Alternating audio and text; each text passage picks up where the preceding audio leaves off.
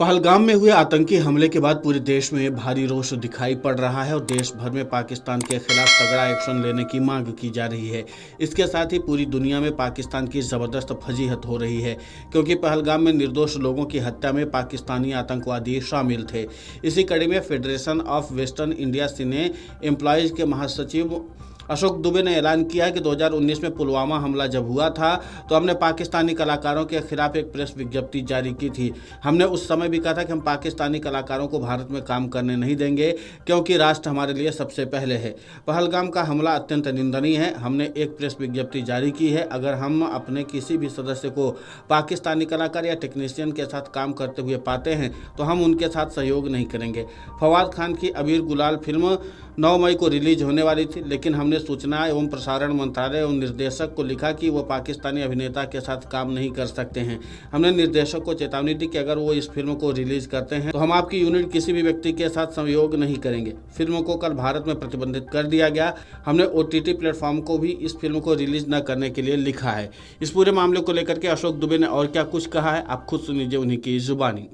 कि 2019 में जब ये पुलवामा अटैक हुआ था उस समय भी हमने पाकिस्तानी आर्टिस्टों के खिलाफ एक प्रेस रिलीज दी थी और कहा था कि जितने भी पाकिस्तानी आर्टिस्ट हिंदुस्तान में काम कर रहे हैं उनको यहाँ काम करने नहीं दिया जाएगा। हमारे वर्कर्स, आर्टिस्ट, टेक्नीशियन उनके साथ काम नहीं करेंगे।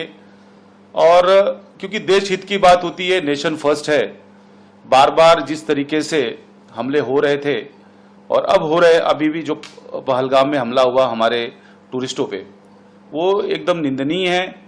और इसके लिए फिर से हमने एक प्रेस रिलीज की कि कोई भी, अगर हमारा भी मेंबर किसी भी पाकिस्तानी कलाकार, टेक्नीशियन के साथ काम करते हुए पाया गया तो हम उनके खिलाफ भी नॉन कोऑपरेशन करेंगे, हम उनके साथ भी काम नहीं करेंगे।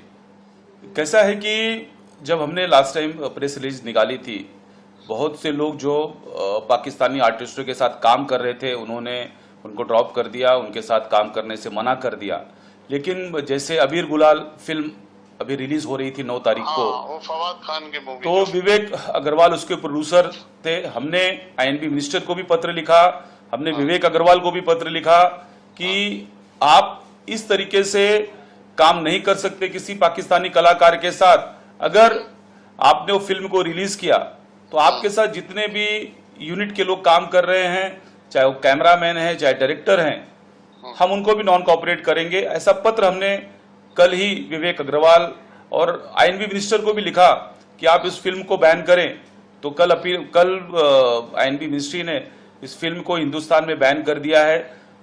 हमने OTT प्लेटफॉर्म को भी लिखा कि जो OTT प्लेटफॉर्म बाहर से है, जैसे नेटफ्लिक्स हुआ, प्राइम, अमेजॉन हुआ, ये लोग जो विदेशी चैनल्स है, हमने उनको भी पत्र लिखा है कि आप भी इसको रिलीज ना करें। हमने अपने और जितने भी एसोसिएशन हमारे साथ एफिलिएट है, जुड़ी हुई है, हम सब को आज पत्र लिख रहे हैं कि आइंदा अगर इस तरीके की हरकतें हुई तो उनको इंडस्ट्री में इसके बाद हम काम करने नहीं देंगे। क्या होता है कि सरकार को भी इस पे कदम उठाने चाहिए।